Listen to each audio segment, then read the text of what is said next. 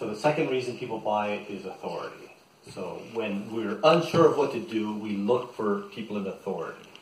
And so you see this all the time in advertising when it says 9 out of 10 dentists say you should brush your teeth.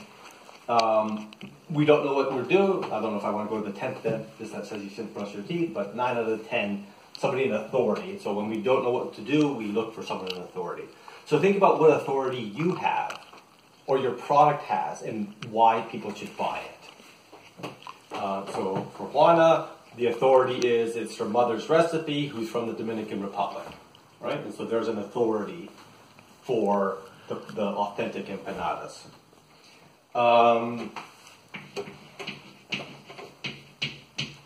Consensus. So when we don't know what to do, we look to the actions of others.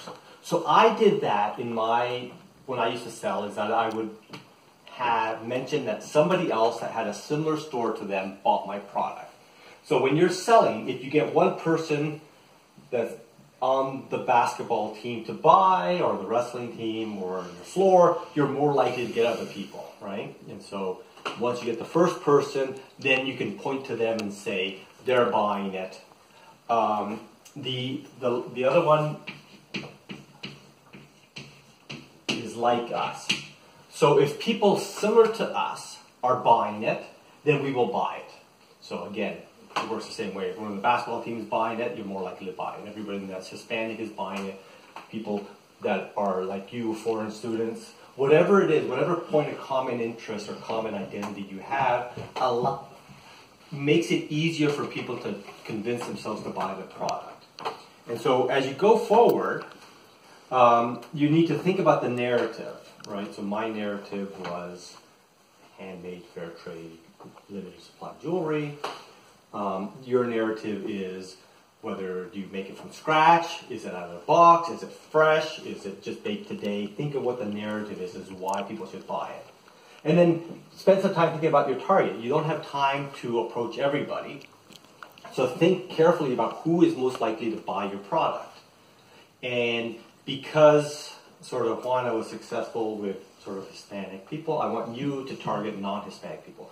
Because then your narrative is different because you're going to have to convince people that don't know what an empanada is to buy it. So as opposed to people that already know the product, think about how you get somebody that doesn't know about the product to understand the story that it's important to buy, it's valuable, it's your mother's an authority in empanadas or whatever that element is.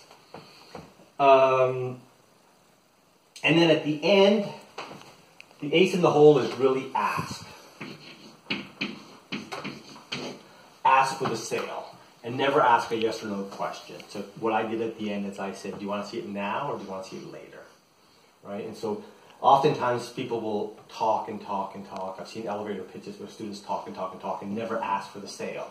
You need to ask for the sale. And the idea is that you should be able to do it in the 60 seconds.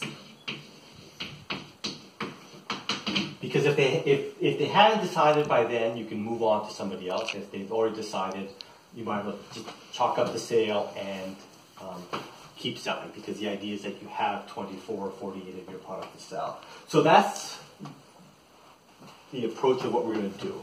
You can't sell without an ace in the hole. You need to be concise, action words, a narrative, target the right person, and ask for the sale. Any questions or comments before you move forward? Can you clarify how exactly would you use action words in the context? Well, sort of your action words. You're selling cupcakes that you make, right? And so there's a limited. For example, you're not going to make an unlimited supply of cupcakes. So there's scarcity. So you could say there's only 24 left, or there's only 10 left, or they're selling fast, which is looking at consensus. If you sold a few, you could say they're selling fast.